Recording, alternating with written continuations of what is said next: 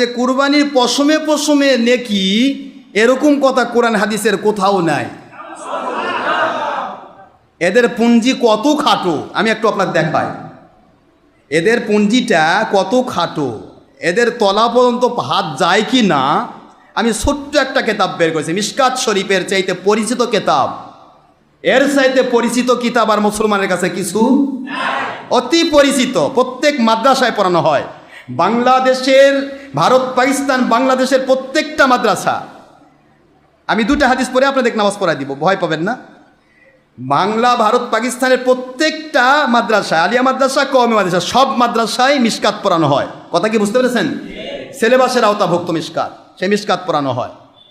এর সে পরিচিত কিতাব আর কিছু নাই। এটা টাইটেল কাছে বুখারী, মুসলিম, তিরমিজি, ইবনে মাজাহ, আবু দাউদ, নাসাই, ৭৬ হাদিস টাইটেল কাছে পড়ানো হয়। কথা বুঝতেছেন নাকি আপনারা? আলিয়াতে টাইটেল ক্লাসে, খারেজিদের কওমিদের দাওরা ক্লাসে, কিন্তু মিশকাত পড়ানো হয় দাখিল ক্লাস থেকেই। কথা কি বুঝতে পেরেছেন? সেই মিশকাত যদিও তারা সিলেবাস পড়ে, এটা এই কেতাব পড়ে না, কিন্তু এই কেতাব আমার মূল কেতাব থেকে বলতেছি। তো এর চাইতে পরিচিত কেতাব আর কিছু নাই। এই কেতাবের ধারণাও যে মুন্সির নাই, এই মুন্সি কি করে বলে যে আমি সহিহ হাদিস আলা মুন্সি? বলুন, এখনো পৃথিবীর কোনো মুন্সির সাহস হয়নি যে মিশকাত শরীফে কোনো জাল হাদিস তোলা হয়েছে। এটা কোটেশন গ্রন্থ, বিভিন্ন হাদিসের রেফারেন্স দিয়ে এখানে হাদিস কোট করা হয়েছে। সুবহানাল্লাহ বলেন। সেই হাদিসটারও জ্ঞান নাই। দেখেন আমি হাদিস পড়ে দিই আপনাদের। মিশকাতুল মাসাবি, আরবি ভলিউম 129 পৃষ্ঠা, দেখুন হাদিস নম্বর 1476, 1476 নম্বর হাদিস। স্পষ্ট হাদিস কি দেখেন, ওয়া আন জাইদ ইবনে আরকাম রাদিয়াল্লাহু তাআলা আনহু, সুবহানাল্লাহ বলেন, ক্বালা আসহাবু রাসূলিল্লাহ সাল্লাল্লাহু আলাইহি ওয়াসাল্লাম, ইয়া রাসূলুল্লাহ সাল্লাল্লাহু আলাইহি ওয়াসাল্লাম, মা হাদিহিল আদাহি? ক্বালা সুন্নাতু আবিকুম ইব্রাহিম আলাইহিস সালাম। ক্বালু, একবার ডাইরেক্ট হাদিসের এবারত আপনাদের পড়ে শোনাচ্ছি, অসুবিধা হচ্ছে না তো আপনাদের? মিশকাত পরে আমি ইবনে মাজাহ খুলবো, ওরা তো সিয়াসাতটা বোঝে ভালো, এবার ইবনে মাজাহ খুলবো, সিয়াসাতটার আমি মিশকাতটা পড়ে দেই, অসুবিধা হচ্ছে আপনাদের? দেখুন, ক্বালু, তারা বললেন, মা হাদিহিল আদাহিয়ু ইয়া রাসূলুল্লাহ সাল্লাল্লাহু আলাইহি ওয়াসাল্লাম। ক্বালা মা হাদিহিল আদাহিয়ু, হুজুর বললেন, ক্বালা বিকুল্লি শারাতিন হাসানা। সুবহানাল্লাহ বলেন। ক্বালু ফাসসুফু ইয়া রাসূলুল্লাহ সাল্লাল্লাহু আলাইহি ওয়াসাল্লাম। ক্বালা বিকুল্লি শারাতিন মিনাস সুফি হাসানা। সুবহানাল্লাহ বলেন। এক কথায় অর্থটা বুঝে নেন। আসহাবে কেরাম জিজ্ঞাসা করলেন রসুলকে, ক্বালা আসহাবু রাসূলুল্লাহ সাল্লাল্লাহু আলাইহি ওয়াসাল্লাম, রাসূল পাক সাল্লাল্লাহু আলাইহি ওয়াসাল্লাম সাহাবাগণ জিজ্ঞাসা করলেন, ইয়া রাসূলুল্লাহ মা হিয়াল আদাহি? আদাহি শব্দটাই কোরবানি যে করব, এই কোরবানিটা কি জিনিস ইয়া রাসূলুল্লাহ? জানতে মন চায়।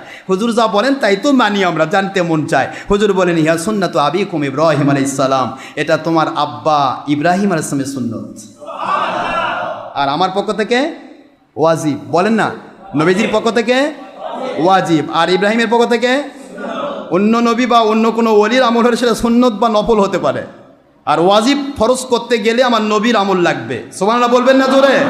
এই যে আমার নবীজি করার কারণে আমাদের জন্য কোরবানি কি হয়েছে?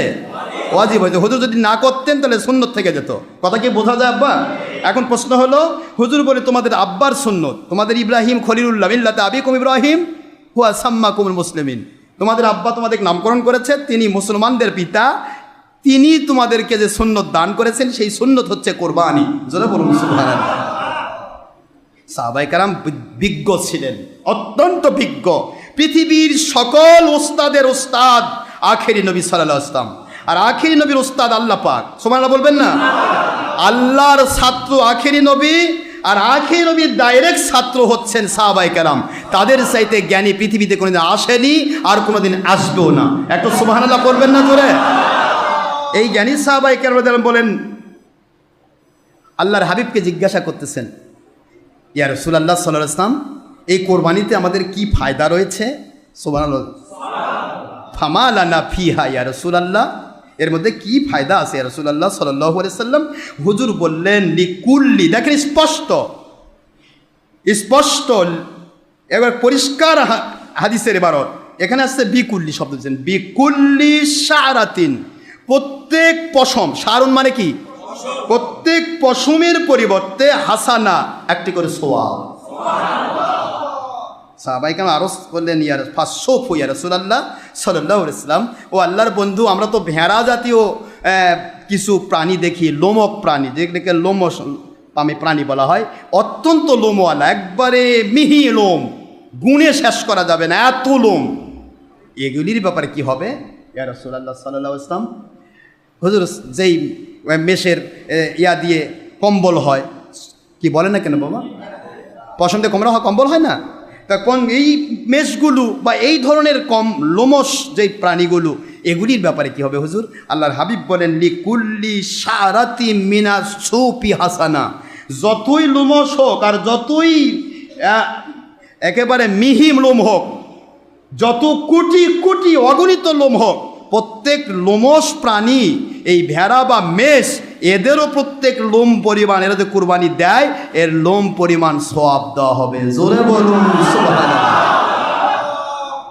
ভেড়া বা বকরি হলে 1 বৎসর বয়স কমের পক্ষে, কথা বুঝতেছেন নাকি? গরু হলে কমের পক্ষে 2 বৎসর বয়স, উট হলে 6 বৎসর বয়স।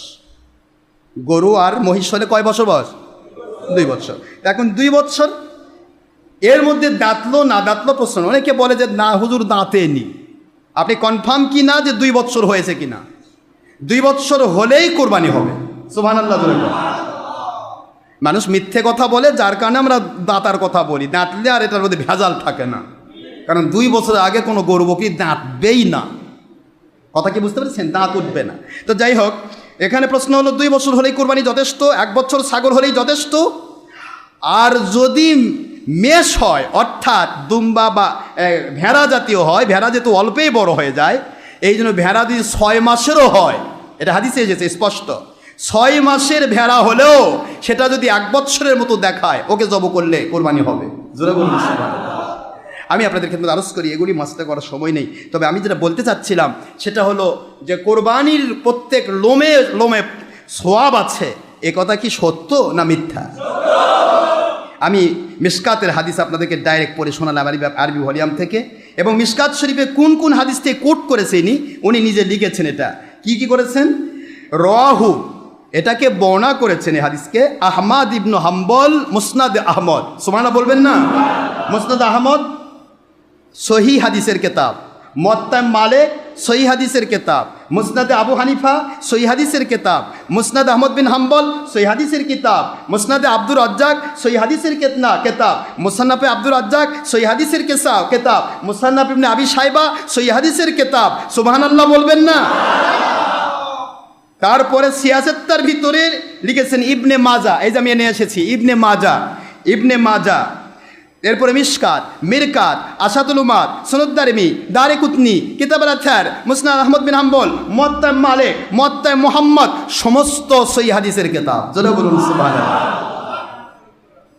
আপনারা কষ্ট পাচ্ছেন? তাহলে আপনারা বলেন তো, প্রত্যেকটা লোমের পরিবর্তে সোয়াব আছে, এই হাদিস কি আছে? এই বাতিল 72 কোম্পানির নির্লজ্জ বেহায়া মুন্সি কি বলল? কয় কোনো হাদিসের না, এটা জাল হাদিস। তাহলে মিশকাত পড়ারও কপালে জোটেনি, এই কবে ওই হাদিস পড়লো? মানে বিদেশি মুরব্বীদের চটি বই পড়ে পড়ে ওগুলা অনুসরণ করে লেখে, আর মানুষকে বুঝে আমি কত বড় লেখক। এদের কেতাব পড়তে লাগে দিলে বাতাস বের হবে, এরা কেতাব পড়তে পারে না। আজ পর্যন্ত এদের মুখ দিয়ে সনদ সহ একটি হাদিস আমরা পড়া শুনিনি। আপনারা শুনেছেন কি জানি না, শুধু কয় সহি হাদিস। কারণ এদের পীর সাহেব মানে না, শায়েক মানে। এদের পীর হচ্ছে ঘড়ির মেকার আলবানি, আর কথা বলে কেন, আর মোহাম্মদ বিন আব্দুল ওয়াহাব নজদি। নবীজি পাক সাল্লাল্লাহু আলাইহি সাল্লামের ভাষায় শয়তানের শিং। বুখারীর হাদিস, কিসের শিং? কর্ণ শয়তান। হুজুর বলেছেন এই শয়তানের শিং হলো এদের পীর সাহেব। আমি আপনাদেরকে সিয়াসাত্তা খুলে হাদিসটা বলে শেষ করে দেই। ইবনে মাজার হাদিস, সিয়াসাত্তা দেখেন, ইবনে মাজা শরীফ খুলেছি, আরবি ভলিউম না বাংলা? বাবারা দেখো তো, ইবনে মাজা 226 পৃষ্ঠা। কত পৃষ্ঠা? 226 পৃষ্ঠা ইবনে মাজার 3127 নম্বর হাদিস, মনে রাখবেন 3127 নম্বর হাদিস।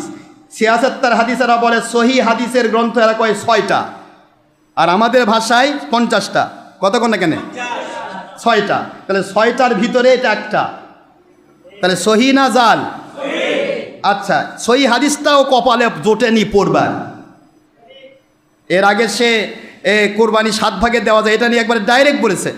আমাদের এক ছেলে বলতেছে যে আপনি কোরবানি 7 ভাগে দেওয়া যাবে, এটা তো বুখারী মুসলিমে আছে, তিরমিজিতে আছে, ইবনে মাজাত আছে, আবু দাউদে আছে, নাসাইতে আছে, সব 76 হাদিসের কিতাবে আছে।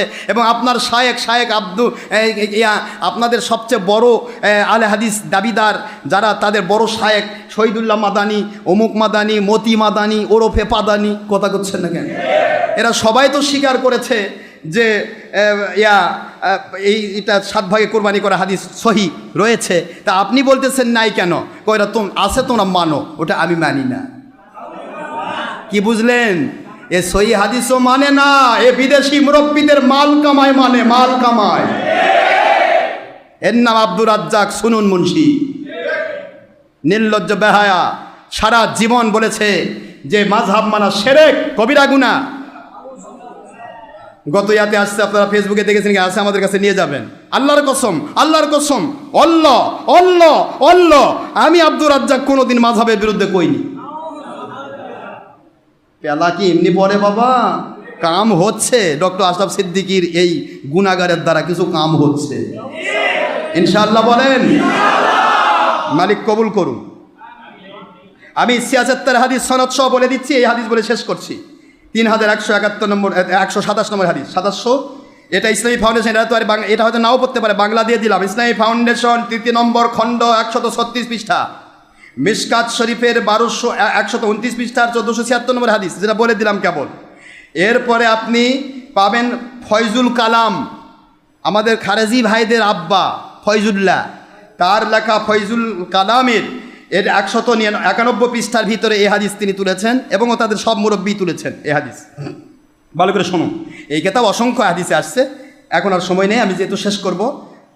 দেখেন কি বলছে। হাদ্দাসানা মুহাম্মদ ইবনু খলাফ ইল আসকালানি রহমতুল্লাহ আলাই ক্বালা হাদ্দাসানা আদাম ইবনু আবি আয়াস রহমতুল্লাহ আলাই, মুখস্থ রাখেন।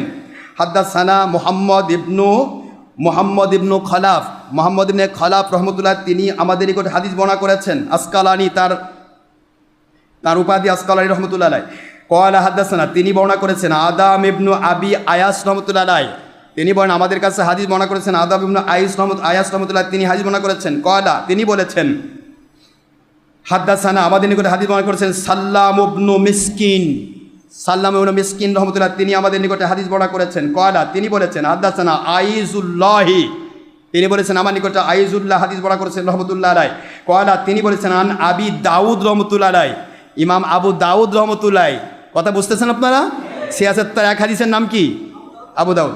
তো ইমাম আবু দাউদ তিনি বলেছেন আন যায়েদ ইবনে আরকাম রাদিয়াল্লাহু তাআলা আনহু, উৎকৃষ্ট সাহাবী যায়েদ ইবনে আরকাম রাদিয়াল্লাহু তাআলা আনহু, তিনি বলেছেন, কি বলেন? তিনি আন যায়েদ ইবনে আরকাম, তিনি বর্ণনা করেছেন। ক্বালা আসহাবু রাসূলিল্লাহ সাল্লাল্লাহু আলাইহি ওয়াসাল্লাম, মিশকাতের হাদিসে মিলতেছে। ক্বালা আসহাবু রাসূলুল্লাহ সাল্লাল্লাহু আলাইহি ওয়াসাল্লাম, আসহাবে রাসূলুল্লাহ সাল্লাল্লাহু আলাইহি ওয়াসাল্লাম জিজ্ঞাসা করেন। ক্বালা আসহাবু রাসূলিল্লাহ, রাসূল পাক সাল্লাল্লাহু আলাইহি ওয়াসাল্লামের সাহাবায়ে কেরাম জিজ্ঞাসা করলেন। কি জিজ্ঞাসা করলেন? দেখেন একবার স্পষ্ট হাদিস। ইয়া রাসূলুল্লাহ, নবীকে ইয়া নবী ইয়া রাসূল বলা যায় না? যায় না? নাকি এখানে আয়ুহান নবী ইয়া রাসূলুল্লাহ, এ সব লাইন মুখস্থ রাখেন। ইয়া রাসূলুল্লাহ সাল্লাল্লাহু আলাইহি ওয়াসাল্লাম, 76 সনদে বলতেছি নবীকে ইয়া রাসূলুল্লাহ, ইয়া হাবিবাল্লাহ, ইয়া নবী, ইয়া রাসূল ডাকায় সাহাবীদের আমল হক ফেরকা, নাজাতি ফেরকার আমল বাতিল 72 ফেরকার বিরোধী। বাতিল 72 ফেরকা ইয়া রাসূল ইয়া নবী আল্লাহর পক্ষে নয়। ইয়া নবী ইয়া রাসূল বলা যাবে না, শিরক হয়ে যাবে, নাউজুবিল্লাহ বলেন। ইয়া রাসূলুল্লাহ সাল্লাল্লাহু আলাইহি ওয়াসাল্লাম, আল্লাহর বন্ধুকে জিজ্ঞাসা করেন, আয় আল্লাহর রাসূল, ইয়া রাসূলুল্লাহ সাল্লাল্লাহু আলাইহি ওয়াসাল্লাম, মা হাদিহিল আদাহি, এই কুরবানি ব্যাপারে আমাদেরকে জানান, এটা কি জিনিস? সুবহানাল্লাহ বলেন। ক্বালা সুন্নাতু আবিকুম ইব্রাহিম আলাইহিস সালাম, এটা ইব্রাহিম আলাইহিস সালামের সুন্নত। ক্বালু ফামা লানা ফিহা ইয়া রাসূলুল্লাহ সাল্লাল্লাহু আলাইহি ওয়াসাল্লাম, তারা বললেন ইয়া রাসূলুল্লাহ এর ভেতরে কি রয়েছে, ফায়দা কি, ফজিলত কি, মর্তবা কি, ফামা লানা এর মধ্যে আমাদের কি উপকার রয়েছে।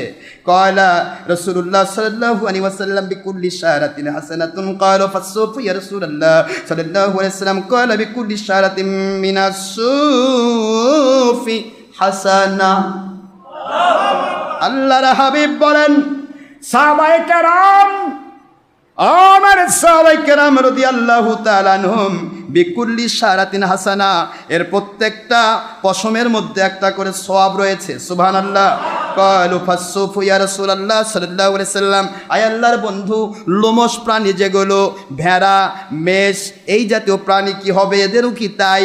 নবীজি বললেন বিকুল্লি শারাতিন মিনাস সুফি হাসানা, সমস্ত লোমশ প্রাণী, সেটা যদি মেষ হয় অথবা দুম্বা অথবা আপনার ভেড়া হয়, এই ভেড়া জাতীয় এটা এরও পশম পরিমাণ সওয়াব রয়েছে। তাহলে হাদিসে আছে এটা ঠিক না, কিন্তু এই দুনিয়ার মাল কামায়ের ধান্দাবাজ 2 নম্বর মুন্সি মুখ দিয়ে বলল নাই, ওটাই ঠিক। কি কথা বলেন না কেন? তাহলে এরা এইরকম ধান্দাবাজ, এইরকম সলতাজিবাদ, মিথ্যাবাজি, এরা সারা জীবন মিথ্যা কথা বলে আর মানসক বলে আমরা সহি হাদিস মানি। আমি আমার সম্মানিত আহলে হাদিস ভাইদের পায়ে হাত দিয়ে বলছি, আপনারা যাদেরকে নিজেদের মুরব্বী হিসেবে গ্রহণ করেছেন, নিজের প্রাণের তাজ, শায়েক, পীর সাহেব বানাইছেন, এদের ব্যাপারে একটু সাবধান থাকেন। এরা কিন্তু হাদিস মানে না, এরা বিদেশিদের টাকা কামাই করার ধান্দায় জাল হাদিস আর সহি হাদিসের বাষ্প তুলে আপনাদের চোখ ঘোলা করে দিয়ে মাল কামাই করতে চায়। এরা হাদিস মানে না, এদের গুলে খাওয়াবেন, কবে মানি না, কেতাবে আছে মানি না, কিন্তু ওর মুখে বলছে নাই, ওটাই ঠিক। তাহলে ইমান আছে? নবীর একটা হাদিস অস্বীকার করে ইমান থাকবে?